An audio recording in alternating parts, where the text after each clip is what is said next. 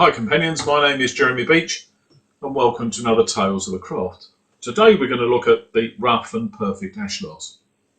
Now for those of you who've been initiated and maybe passed the degree of a fellow craft may not be 100% sure of where they are, so I can tell you that they're sitting on top of the Junior Warden's pedestal and the Senior Warden's pedestal. The rough ashlar is placed on the former and the perfect ashlar is placed on the latter.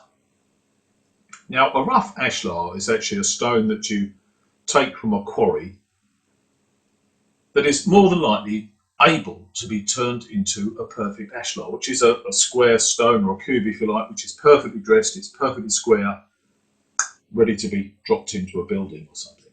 And if you look at the rough ashlar, it's a square shape, but it's got lots of dents in it where the operative masons in the old days would have used their hammers and chisels and whatnot to try and smooth it out. But because they're rented apprentices and maybe fellow crafts, they hadn't quite got the hang of it. But when you become a master mason, or you did become a master mason when we were operative, I should say, as opposed to speculative like we are now, you would then be able to dress and make the stone absolutely perfect.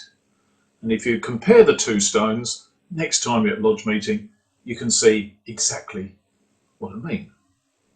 Now we're supposed to moralise upon these rough and perfect ashlars. I mean, to be honest, I'm not too sure how we do that, but maybe they are an allegory. Difficult word to say that for me. Allegory for something else.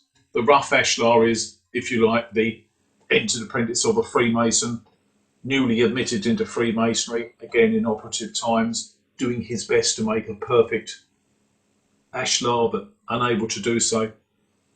And when he becomes a master mason, he is able to do so. And maybe this is a bit like a story of our life through Freemasonry, starting off at one end of the scale being initiated and then maybe going all the way through to a worshipful brother and everything else that's beyond. And maybe it's an allegory for life itself, where we start off as a rough and unfinished piece of architecture, if you like.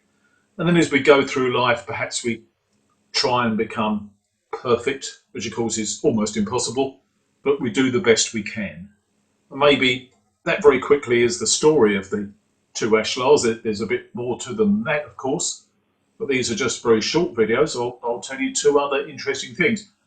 If you take a look on your Grand Lodge certificate, you'll see the square and compasses are actually sitting on top of the perfect ashlar and not in their usual time-honoured place.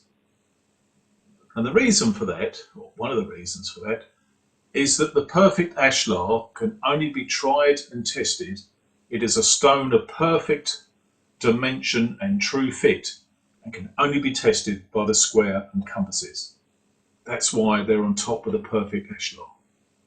And also you may remember at your initiation, and I'm not giving anything away here, you were told at one point to stand left foot across the lodge and right foot down the lodge. And the reason for that, we believe, is that the rough ashlar was placed between your feet at the far corner of the lodge, so that your feet were actually surrounding, as it were, left and right, the ashlar, as opposed to your feet mimicking the left and right corner of the lodge. There we are. There's actually a lot more to ashlars than that, but I'm hoping to keep these videos sort of short and entertaining. If you've got any comments, you can send me an email to jeremy@theroyalarch.com. You're welcome to leave a comment down below.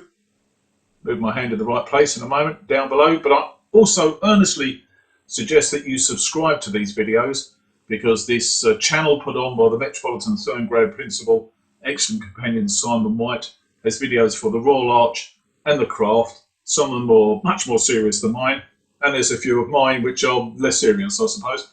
But hopefully you'll find them interesting, and you may well go away and do some research. So this is Jeremy from the Royal Arch saying thank you very much indeed. It's a bit of a cold day, or cold evening I should say, down here in Kent, hence the jumper, not a shirt. I look forward to seeing you on this channel again soon. Thanks for watching. Bye for now.